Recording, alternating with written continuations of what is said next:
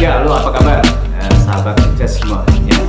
Tentu bagi Anda yang memimpin atau berada di sebuah organisasi, biasanya organisasi memiliki nilai-nilai yang akan diinstal, ya, akan disebarkan, akan dijadikan karakter, akan dijadikan budaya untuk anggota timnya, untuk anggota organisasi atau pegawai. Mungkin kalau di kementerian bisa saja ASN-nya, ya, pegawai-pegawainya.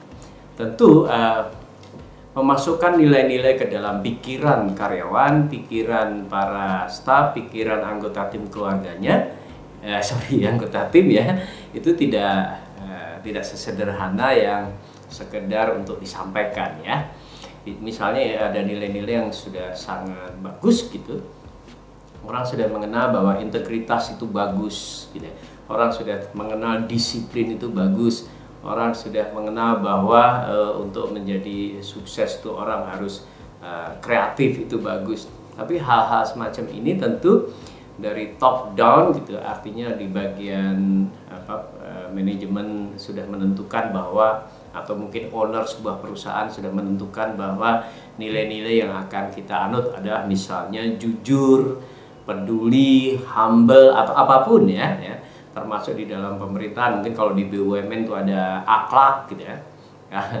Di kementerian-kementerian ada integritas, ada komunikatif, ada kolaboratif. Ya, itu adalah value-value yang sangat baik yang akan diinstal kepada para ASN, para karyawan, atau para anggota tim kalau itu dalam bentuk tim kecil. Nah, bagaimana cara menginstal nilai-nilai itu hingga menjadi sebuah karakter, hingga menjadi sebuah budaya, ya. Maka ada corporate culture itu tentunya dibangun dari nilai-nilai yang dimasukkan terus ke dalam pikiran organisasinya, sehingga nilai-nilai itu menjadi rohnya sebuah organisasi, menjadi rohnya sebuah kementerian, rohnya sebuah BUMN, atau rohnya sebuah perusahaan. Nah, ada pemimpin-pemimpin, owner dan segala macam, beda organisasi, beda, ya. Misalnya kalau di Marta Tilaar Group dulu dikenal dengan Jitu, ya, jujur, inovatif. Jitu, J-nya pakai ada D-nya, ya. Jujur, disiplin, inovatif, tekun, ulet. Kalau di kementerian kita juga sekarang ada akhlak, ya, singkatan dari amanah dan seterusnya. Ada beberapa kementerian yang mengintegritas. Nah, pertanyaannya begini, bagaimana itu bisa masuk ke dalam jiwa, roh, karakter karyawan?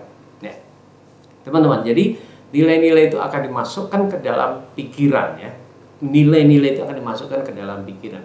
Misalnya jujur, masukkan, diinstal ke dalam pikiran karyawan, ya. Diinstal. Kira-kira begitu, ya. Integritas akan dimasukkan ke dalam pikiran menjadi karakter karyawan. Kemudian misalnya disiplin akan menjadi sebuah karakter yang sangat kuat, ya. Contoh di militer itu, kalau di Akmil itu kan diinstal tentang disiplin. Nah, gimana caranya? Teman-teman, sebelumnya kita lihat dulu bahwa karakter tentu ada dua, ya, dua sisi. Yang satu adalah mengenai moral, yang satu adalah performance. Jadi kalau misalnya humanity itu moral, ya, keadilan, adil itu moral, ya. Kemudian peduli itu moral, ya. Kemudian respect itu juga moral. Tapi ada sisi lain, ya, nilai-nilai yang sifat performance, untuk meningkatkan performance kerja, disiplin, tangguh, pantang menyerah, ya, antusias, achiever, dan segala macam. Jadi ada dua hal itu, yang satu lebih ke moral, yang satu untuk performance kerja. Nah, ini dua-duanya memiliki kekuatan yang luar biasa, ya. Kadang-kadang kalau kita hanya mementingkan performance, tidak ada moralnya, itu juga kurang kuat. Kalau kita hanya mementingkan moral saja, performanya lupa, juga kurang kuat. Jadi sebaiknya dalam menyusun nilai-nilai organisasi mempertimbangkan dua aspek ini. Karakter dari sisi moral, karakter dari sisi performance. Sehingga nanti secara moral baik, secara performance juga baik, ya, teman-teman. Nah, sebenarnya seperti gunung es. Seperti gunung es.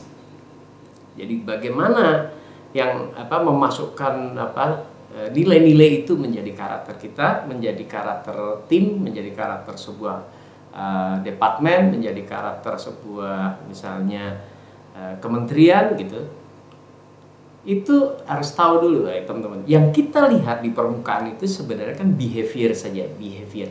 Nah, behavior itu munculnya adalah dari aslinya itu pikiran, sikap, ke behavior. Jadi kalau Anda lihat orang kok terlambatan kerja itu ya behaviornya ya.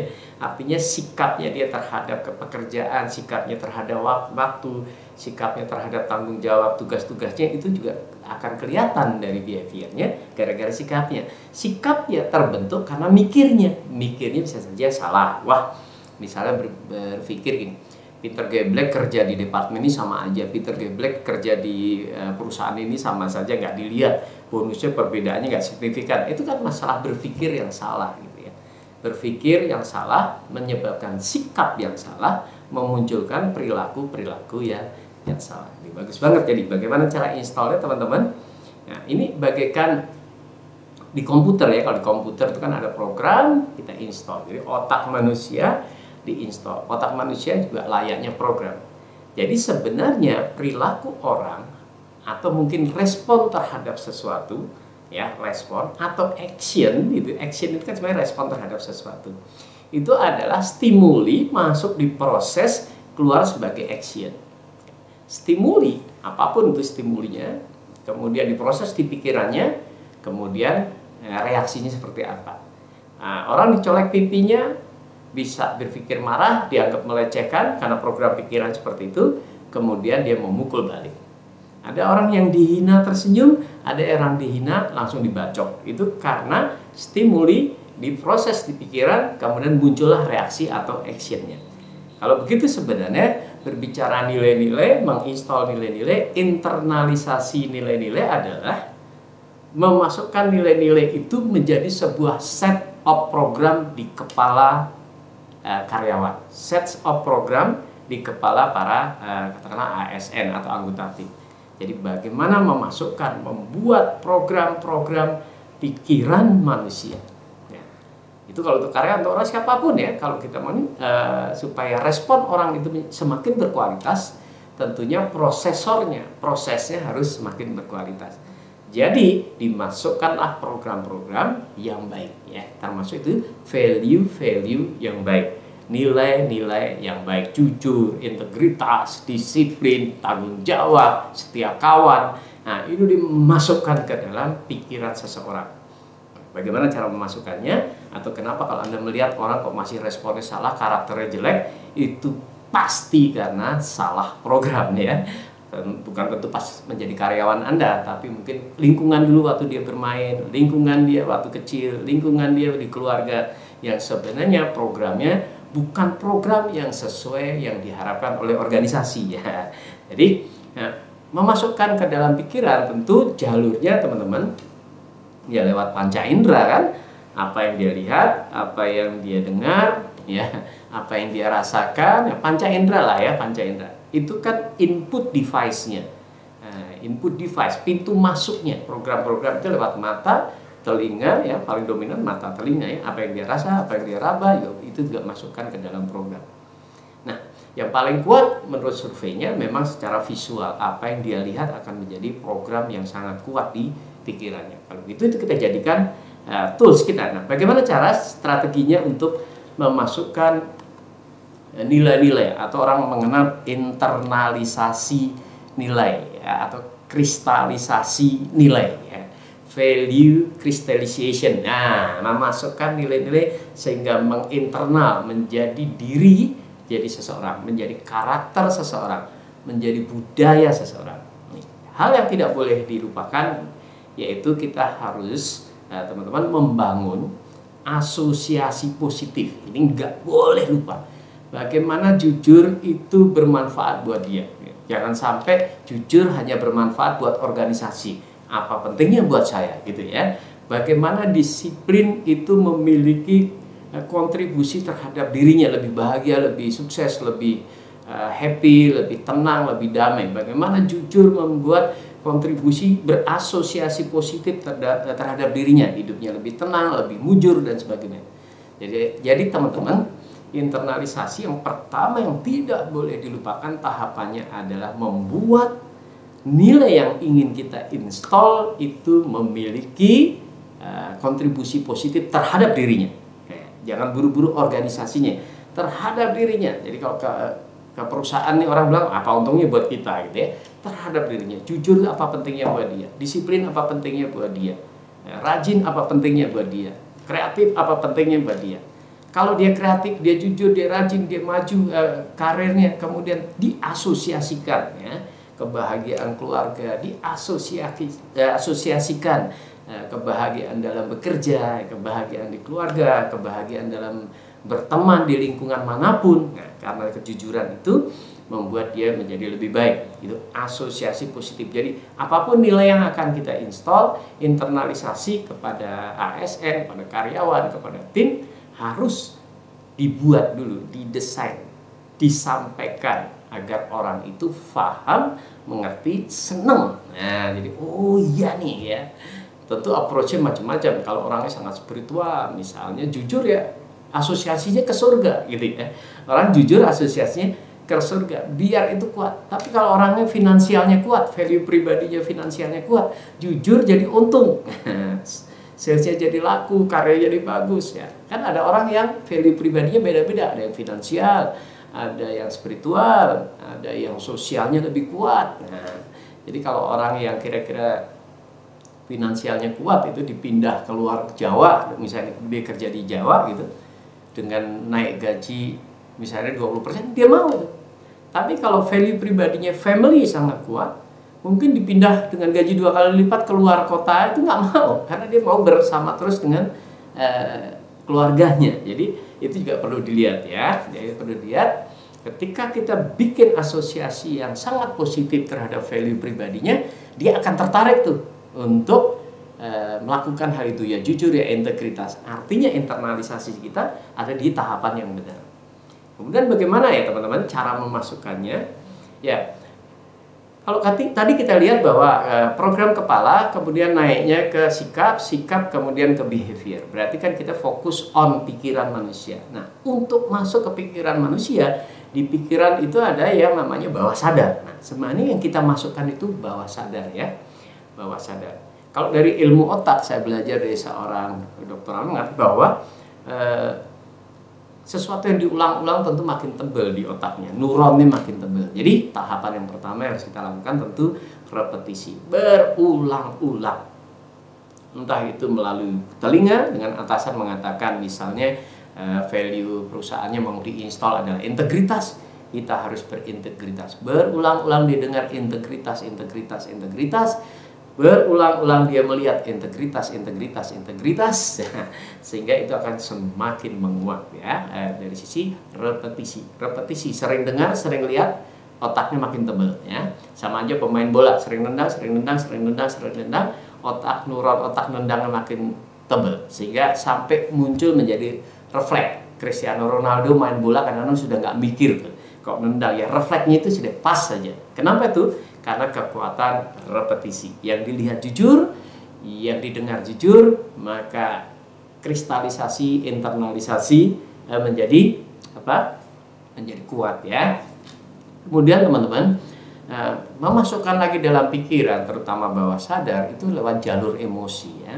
Jadi kalau misalnya ada sebuah pelatihan yang isinya adalah internalisasi nilai-nilai, maka keahlian seorang pembicara, seorang trainer itu harus pandai dengan bahasa-bahasa emosi, bahasa yang lebih menyentuh, termasuk para dirjen, para menteri, para manajer, para direktur. Itu ketika mau install nilai-nilai supaya masuk di bawah sadarnya, tentunya harus punya keahlian bagaimana membangun bahasa emosi, emotional language. Artinya bahasa-bahasa yang menyentuh, membuat seseorang pikirannya terbuka, kemudian apapun yang kita masukkan itu menjadi sangat tebal di kepalanya, programnya menjadi sangat kuat ya.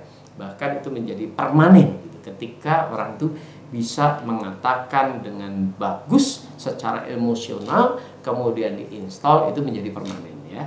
Fobia itu sebenarnya juga installment ya, permanen ya, tapi walaupun bisa diterapi. Artinya teman-teman, keahlian seorang pembicara, seorang trainer, seorang manajer, seorang direktur untuk memasukkan nilai-nilai yang ingin dimasukkan, ya, tergantung value perusahaan Anda, organisasi Anda apa, misalnya integritas secara emosi itu harus bisa dibangun, ya.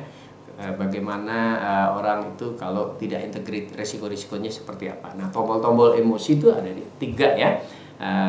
Keluarga, kematian, dan masa depan. Keluarga, kematian, masa depan. Jadi kalau orang diajak mati, ngomong kematian, mungkin emosinya akan mulai muncul, ya. Misalnya bayangkan kalau Anda meninggal saat ini, berapa orang yang menangis dalam organisasi ini, ya, gitu ya. Bayangkan kalau Anda meninggal saat ini, apakah Anda sudah jujur dalam bekerja? Nah, misalnya, itu ada teknik-teknik, ya, dalam terapi itu bagaimana membuat kalimat-kalimat yang lebih sugestif. Oke, ya. Kemudian setelah emosi, teman-teman, ada orang-orang yang menggunakan logikanya. Jadi kepala itu bisa saja blocking dulu, menolak apapun, ya, menolak apapun. Bahkan, teman-teman, nasihat yang paling penting, paling berharga buat seseorang itu adalah nasihat yang ditolak. Nah, orang malas disuruh rajin pasti nolak, gitu kan, ya. Jadi nasihat yang terpenting bagi seseorang itu sebenarnya justru paling sering ditolak. Kan bahaya tuh. Nah, mereka menggunakan logika-logika sehingga pikiran-pikiran baik, nilai-nilai baik itu ditolak. Jadi strateginya harus teman-teman bisa sharing fakta. Misalnya salah satu contohnya adalah sharing fakta. Faktanya begini nih, kamu kalau melakukan ini faktanya begini. Kalau tidak jujur faktanya begini. Kalau tidak disiplin faktanya begini, gitu ya. Jadi value-value itu akan kita carikan fakta-faktanya. Kalau dia lakukan, fakta positifnya apa? Kalau dia langgar, tabrak, fakta negatifnya apa? Ini ya teknik-teknik. Jadi apapun value-value yang ingin Anda install harus dikoleksi fakta positifnya, fakta negatifnya, sehingga orang tersadarkan masuk ke dalam bawah sadar pikirannya, menjadi sikapnya, kemudian menjadi behavior yang muncul bisa kita lihat, ya, faktanya. Kemudian, teman-teman, fokus, ya, dalam ilmu hipnoterapi. Untuk memasukkan sugesti itu ketika orang fokus, ya. Jadi bagaimana Anda bisa berbicara dengan bahasa emosi yang baik ketika orang itu fokus, gitu. Ketika anak buah fokus, ketika anggota tim Anda fokus. Jadi ketika fokus, masukkan nilai-nilai, itu akan menginternalisasi dalam dirinya lebih kuat, ya. Fokus, nilai, diulang-ulang, repetisi, ya. Oke, terus dia fokus, Anda masukkan, dia fokus, Anda masukkan. Jadi ketika Anda menasihatkan sesuatu, nilai-nilai agar masuk menjadi menginternalisasi dalam dirinya, dia harus fokus. Berarti seni untuk internalisasi adalah pandai membuat seseorang itu bisa fokus, ya, fokus.